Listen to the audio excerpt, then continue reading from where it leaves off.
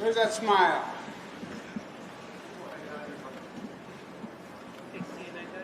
Okay?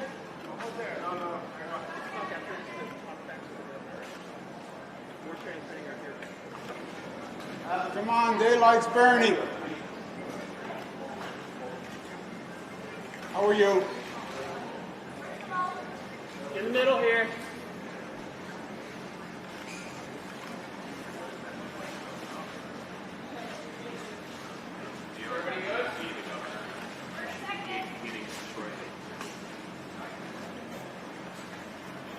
Hey, are you gonna kneel down? I'm seeing. You see it? Shoulder. Oh, okay. That's Okay. it. I'm going to take your hat next time. Is everybody good? We're good to go. We're good. Okay. Good morning to everyone. I'd like to acknowledge my colleagues who are here with me today. To my left, you'll hear from him in a moment, Michael Dowling from Northwell Health, which has done just a fantastic job, not just at this facility, but all across the state, and I want to thank him very much. We have John Cohen, who's the executive chairman of BioReference, which is a private laboratory which is going to be working with the state of New York and tremendously increase our capacity. I want to thank John for his professionalism and for the way his company has stepped up. Mike Copey, who's our Director of Emergency Management, and his entire team, which has been doing a great job, and Simonita Sabodik, who works with me in my office and has been coordinating much of this response. We're in New Rochelle this morning. New Rochelle has the highest cluster of coronavirus cases in the country, the highest density of cases. We made New Rochelle what we call a containment zone, which means we closed the schools, we closed the large gatherings, and we brought in the National Guard to help the community. The National Guard has been helping clean, they've been distributing meals, and they've really done an outstanding job, and I want to thank them very much. They're here today. Thank you for the beautiful job. Let's give them a round of applause. As you know, our strategy in this state, what communities all across the country are trying to do is slow the spread of the virus. There are two ways to do that. First, reduce density, reduce the concentration of people, so you reduce literally the likelihood of communicating the disease. We announced yesterday we're reducing large gatherings. That's all density reduction. The second leg of the strategy is testing. Testing, testing, testing. You want to find positive cases because you want to be able to isolate those positive cases and then find out who that person may have been in touch with so you can get them the assistance they need. This is a very creative way of testing. This is drive-through testing, something I didn't hear of last week, but something that we're doing this week, thanks to the good efforts of the team we have here. Drive-through testing means people in this community can call a telephone number, make an appointment, and they can come to be tested and literally drive through the testing facilities. There are 6 lanes that are operating. You drive in your car, and the medical staff comes to you, does the test, takes the swabs, and then you pull out. The swabs get sent to a laboratory, in this case, BioReference. They do the testing, we get the results back to the person. This facility can do about 200 cars per day. So depending on how many people are in the car is how many people you will actually serve. It's not only faster and easier, it's also smarter and safer because you're not exposing people to a person who may be positive. Up until now, if somebody thinks they're positive, they might walk into a hospital. They walk into a hospital, they're now exposing people in the emergency room, they're exposing staff, etc. So it's actually safer to keep them in their car so they can come in for the testing. It's less exposure overall. We have a phone number. You can't just come. You have to call first, make an appointment, and then come. Each car is here for about 15 minutes.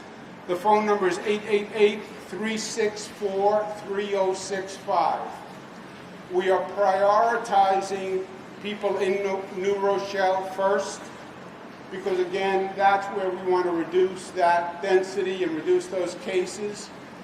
But people from all throughout Westchester can be served at this facility. We are also prioritizing vulnerable populations, and this is what we have to keep in mind.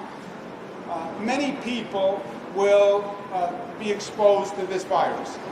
Many people have already been exposed to this virus, didn't know it, and have what they call self-resolved, where they had the virus, they thought they had the flu, they're now better, they may have had mild symptoms.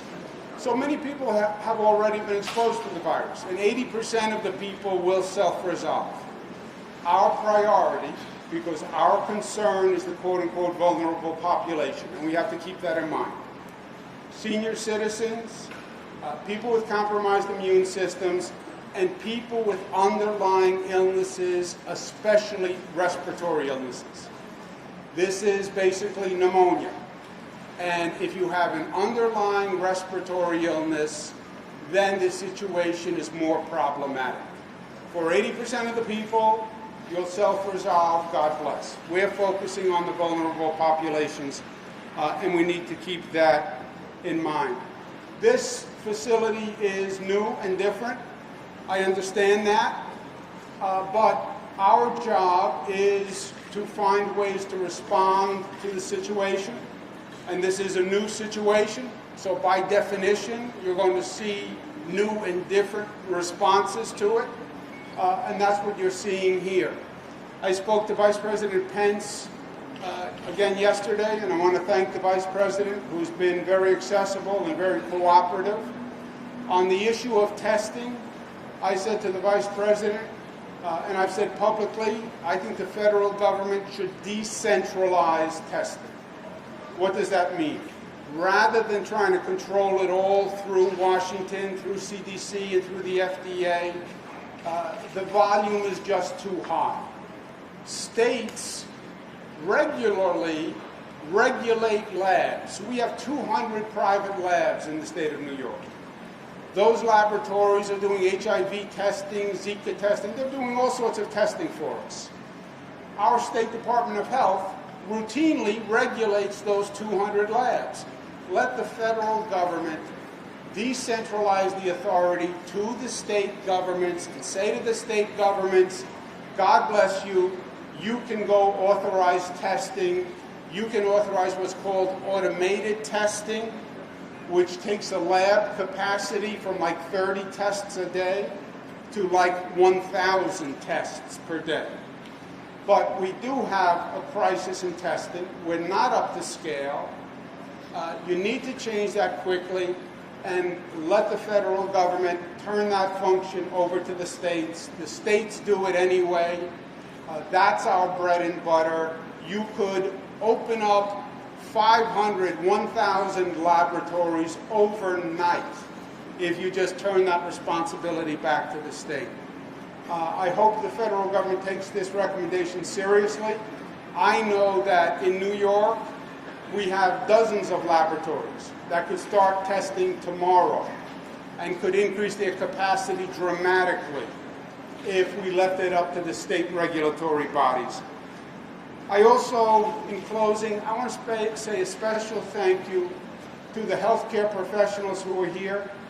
These nurses, these doctors, they get into this line of work because they have a calling and they have a passion to help other people, as simple but as profound as that is. And there's no finer demonstration of that than what you're seeing today. People who come here to help other people, put themselves in a precarious position just to help other people. It says something about who they are, it says something about their character, and it says something about their heart and their soul that is just truly beautiful, which I respect and I admire. and I'm very grateful for. So I thank each and every one of them, not just here at this facility, but all across the state, who are in emergency rooms today and laboratories today, who are really stepping up to help their brothers and sisters. It's humanity at its best. You know, at times of crisis, we tend to see what people are really made of. And you see the good and you see the bad. But today, the people who are working here are showing us the best. And I truly respect them and I thank them all. To BioReference and Mr. Cohen, we'll have a capacity starting next week to do 5,000 tests per day with BioReference. That is a huge step forward, and I want to thank them very much.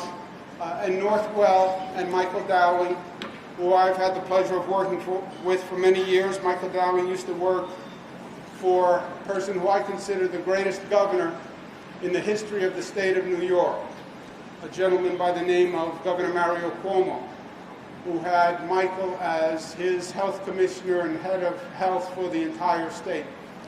And my father was a great judge of character and a great judge of talent, as evidenced by Michael Dowling. I give you Michael Dowling. Thank you.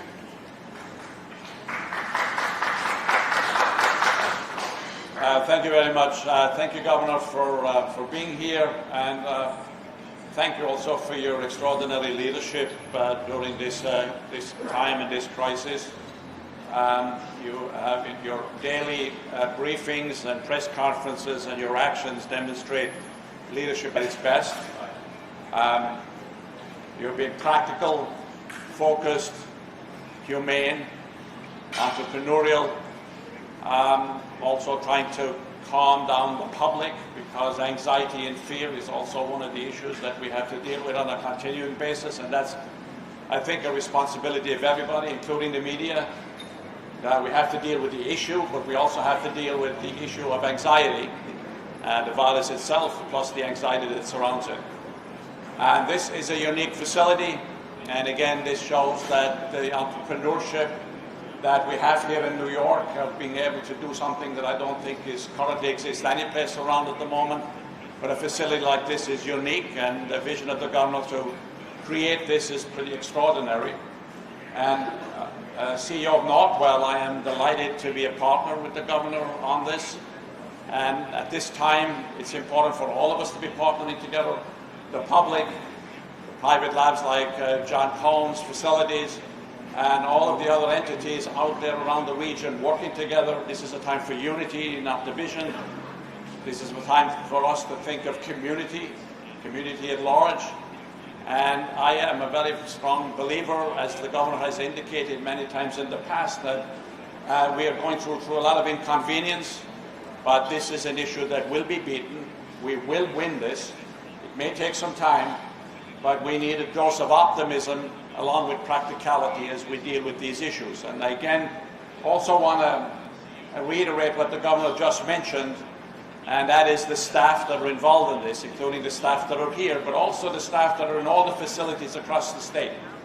We have a wonderful healthcare system in New York State, and the staff are on the front lines each and every day, also having some anxiety as well, but coming to work, doing the thing that they need to be doing, and taking care of the public. And it's amazing that at a time like this, where healthcare is on the front lines across the board, and the public should, and politicians who sometimes criticize healthcare should realize that at a time like this is when healthcare is needed the most. At Northwell, we have a phrase that we use, which was a phrase that was developed by the staff, which basically said, we're made for this. And so we are made for this. The state is made for this. We will deal with this issue practically. We will win. And with the leadership of Governor Cuomo, I have no doubt that we will be in the front lines of innovation, creativity, and eventually succeed. So, Governor, thank you for being here. It's a pleasure. Thank you, Michael Dowling. New York is made for this. New York is a place of challenges. We meet them and we overcome. And Michael's exactly right. We're going to do that again here. Questions? Governor, how long do you anticipate this will be opening? How many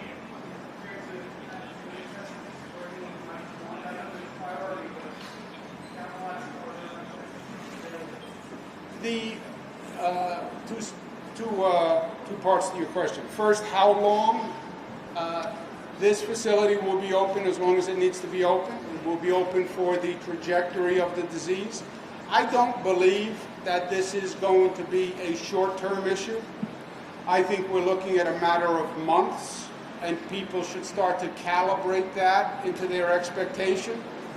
I think this could be a 6, 7, 8, 9-month affair, watching the trajectory of the virus. So I think people should start to recognize that. This is not going to be over in 30 days. It's not going to be over in a couple of weeks. There'll be waves. It'll go a little higher, a little slower, but it's going to be a somewhat prolonged situation, and we should be ready for that. The testing, this country is behind on testing. Everybody knows that. The question is, for me, I'm not big on lamenting about yesterday, right? We live in today and we plan for tomorrow. So how do we quickly bring testing up to where it needs to be? And what I'm saying to the federal government is let New York do its thing. We have the ability to bring on dozens of laboratories, increase by several thousand in a matter of a week our testing capacity if the federal government just decentralizes the authority to the states. As I said, I had a good conversation with the Vice President. I think he heard me, and he said he would get back, and I'm hoping for a favorable response. Governor, there's...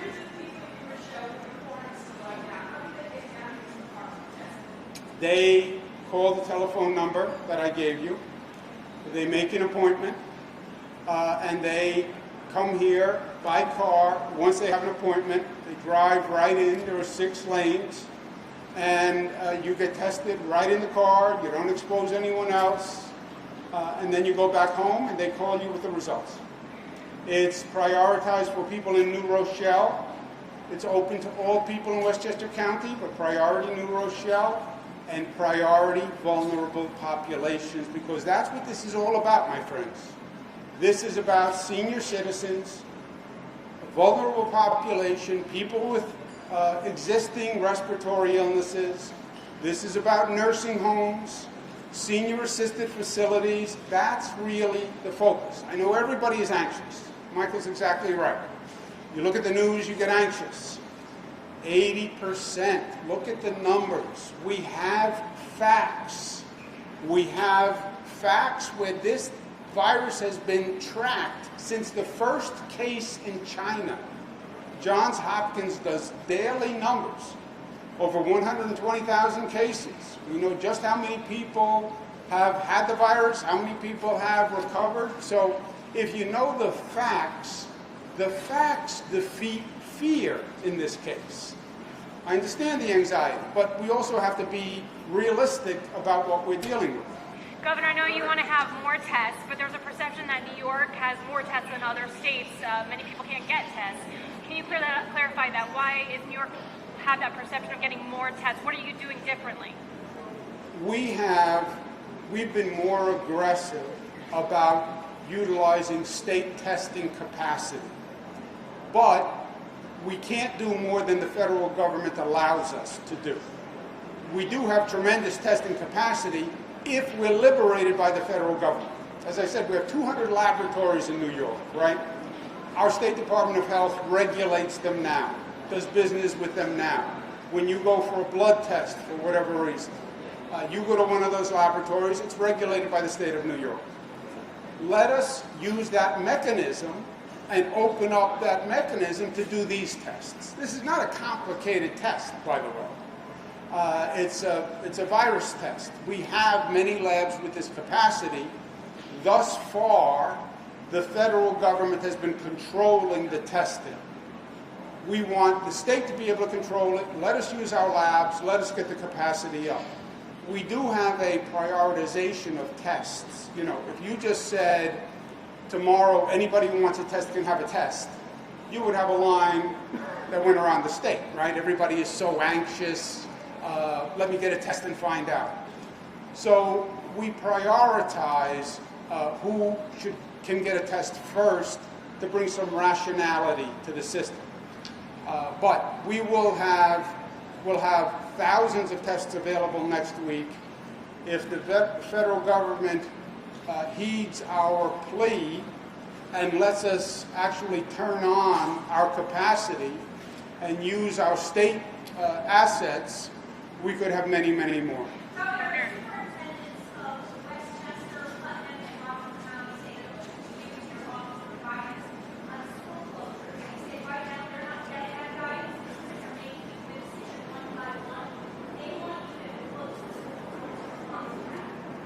They have our guidance. Our guidance is this: if you have a child who tests positive in your school, the school must close for 24 hours so we can disinfect the entire school. And then during that 24-hour period, we will talk to that local school district, find out the facts and circumstances, and make a decision. Any superintendent can decide to close their schools. Many have. It's a local decision. It's not a state decision. The only mandate we have is if you have a positive child, you must close for 24 hours. But you have many school districts that are closing for one reason or another. To do mass closings of schools is not without consequence. Schools also run food programs for many students. You close schools, now what do you do with those children who are home all day? You close schools, you now have parents who can't go to work.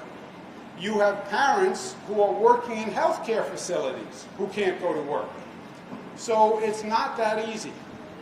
Governor, I'm a resident of New Rochelle, and I know that many of my neighbors who are not showing symptoms would like to be tested. Can someone explain why, if you're not showing symptoms, testing you just doesn't make sense?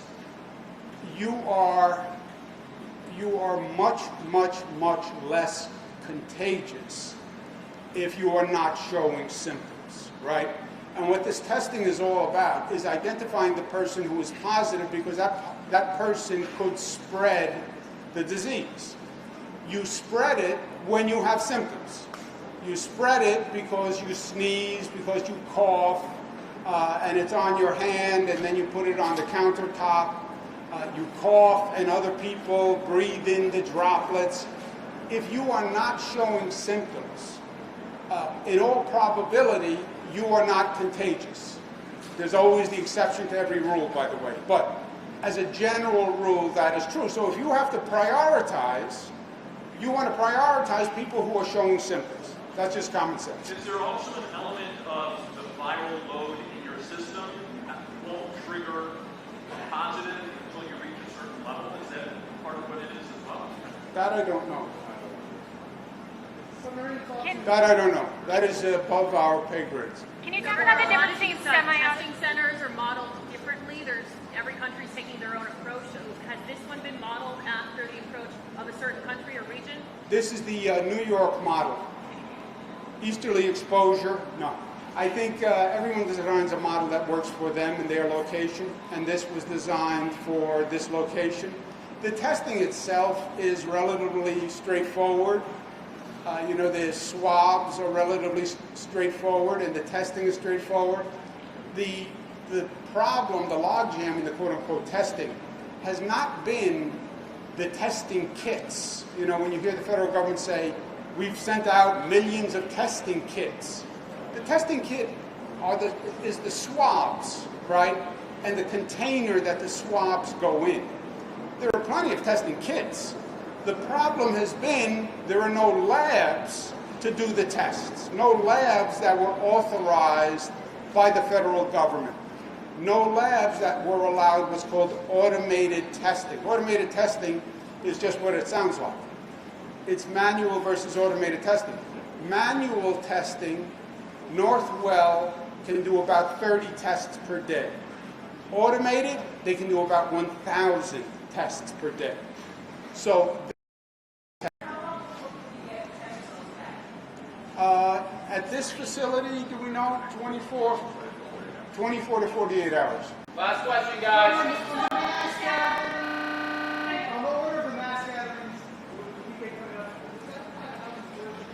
Yes. Yes. Yes. Yes. Look, and again, it's common sense, right? What did we do in New Rochelle? We did close the schools, and we did limit gatherings before we put in effect the rules yesterday. Limit the mass gatherings because that's where it is going to transfer. And you want to reduce the spread, you want to reduce the transfer. I know it's inconvenient. I've had many people make that point to me very loudly. But better we inconvenience ourselves, better we take the necessary measures now. We try to reduce the rate of spread because at the end of the day, we're trying to make the spread of the disease a rate that our healthcare system can accommodate. That's what this is all about. And again, mostly for vulnerable people. I just want to, I get the anxiety. This is like a science fiction movie, right? Virus spreading. I get it. But you can't disregard facts and data. And that has to be factored in. Yes, this is going to be inconvenient. Yes, people are anxious. But that's New York at its best. That's the challenge we rise to. We need a level of consideration in how we conduct ourselves, a level of consideration in how we treat one another. We have to understand this is not quick, this is not short term. We have to settle in for a somewhat long ride. But I have no doubt that at the end of the day, we will be through this, and we will be the stronger and the better for it, just like every other situation that we have gone through. Thank you, God bless you. Thank you. Thank you. We gotta get going. Thank you, guys. It has started. Those cars online are getting tested. Thank you, guys. Right now, just focusing on New Rochelle, getting the density.